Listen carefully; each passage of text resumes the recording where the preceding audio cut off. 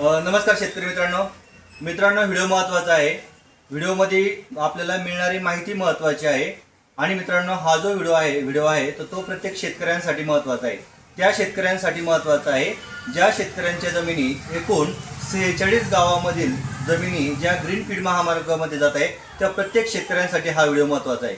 मित्रांनो आज आपण आहोत बिडकीन या गावामध्ये आणि बिडकीन गावामधून आपल्याकडे आपले प्रसिद्ध या गावचे सरपंच आदरणीय अशोकजी धर्मे आज आपल्यासोबत आहे आणि हा जो ग्रीन फील्ड महामार्ग जातोय तर या 46 गावातील शेतकरी त्यांनी आज महत्त्वाची बैठक त्यांनी घेतलेली आहे आणि हे सर्व शेतकरी एकत्र करून एकजूट करण्याचा प्रयत्न त्यांनी केलेला आहे। तर मित्रांनो आज ही जी सकाळी 11 वाजता बिडकीन खंडोबा मंदिर आज 12 जुलै 2026 आहे आणि बिडकीन बस स्टँड जो ही जी बैठक झालेली आहे त्या बैठकीमध्ये मित्रांनो महत्त्वाचे मुद्दे काय होते, महत्त्वाची चर्चा काय झालेली आहे ते आज आपण जाणून घेणार आहोत आपले आदरणीय अशोकजी धर्मे साहेब यांच्याकडून। साहेब तुमचं सर्वप्रथम आपल्या पेजवरती वेलकम आहे। थोडक्यात तुमचा एकदा परिचय द्या सर्व शेतकऱ्यांना, कारण की तुमचे जे व्हिडिओ बघणार आहेत जे 46 गावातील जे सर्व शेतकरी आहेत ग्रीन फील्ड महामार्गामध्ये जाणारे तो प्रत्येक शेतकरी तुमचा व्हिडिओ बघत आहे त्यांच्यासाठी तुमची थोडक्यात मुलाखत द्या। मी सरपंच अशोक भानुदास धर्मे बिडकीन। आम्ही आज शेतकऱ्यांच्या मनात जी खतखत होती त्याविषयी आम्ही एक मेसेज देऊन सनी शेतकऱ्याला एकत्र करण्याचा प्रयत्न केला आणि शेतकऱ्यांनी पण त्यांना फार मोठा प्रतिसाद दिला। आज सगळ्या शेतकऱ्याच्या आम्ही समस्या जाणून घेतल्या आणि सर्व शेतकऱ्यांनी एकजूट दाखवून शेतकऱ्याचा कसा फायदा करून घेता येईल यासाठी आम्ही आज मीटिंग केली आयोजित केली होती। बरोबर सरजी, मी बघितलं असंख्य शेतकरी जे 46 गावामधील प्रत्येक शेतकऱ्यांचा गट नंबर देखील शेतकऱ्यांना आज रोजी माहिती झालेला आहे आणि प्रत्येक गावातील एक शेतकरी किंवा असो की ज्यांच्या जमिनी गेल्या ते सगळे शेतकरी उपस्थित होते।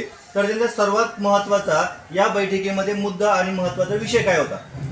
आम्ही सर्व शेतकऱ्याशी व्यवस्थित चर्चा केली। शेतकऱ्यांचं म्हणणं आहे आपले गट नंबर त्यांनी परस्पर जाहीर केले, ठीक आहे, परंतु असं करून सनी शेतकऱ्याला विश्वासात न घेता हा जो विषय चालू हा आपल्याला मान्य नसून आम्हाला विश्वासात घेऊन हा विषय व्हायला पाहिजे। आम्ही जो तुम्ही भविष्यात अचानक रजिस्टर बंद करणे किंवा जमिनीचं मोजमाप करणे ही चुकीची पद्धत असल्यामुळं आम्ही या विषयाला विरोध करत आहोत। बरोबर आहे मित्रांनो, आज महत्त्वाची पेपरला आपण बातमी बघितली की आजच्या रोजी ह्या 46 गावामधील जे गट नंबर ह्या ग्रीन फील्ड महामार्गामध्ये जात आहेत त्या प्रत्येक गट नंबरची आज जी रजिस्ट्री बंद केलेली आहे तो गट ब्लॉक केलेला आहे। त्या ठिकाणी कुठलाही खरेदी विक्रीचा व्यवहार आजपासून होणार नाही।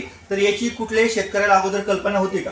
नाही, त्यामुळं तर आम्ही आज एकत्र होण्याचा प्रयत्न केला सर्व शेतकऱ्यांनी आणि भविष्यामध्ये शेतकऱ्यांच्या ज्या जमिनी जाणार आहे त्यांचा योग्य भाव ठरला पाहिजे। शेतकऱ्याला विश्वासात घेऊन हा भाव ठरवला पाहिजे।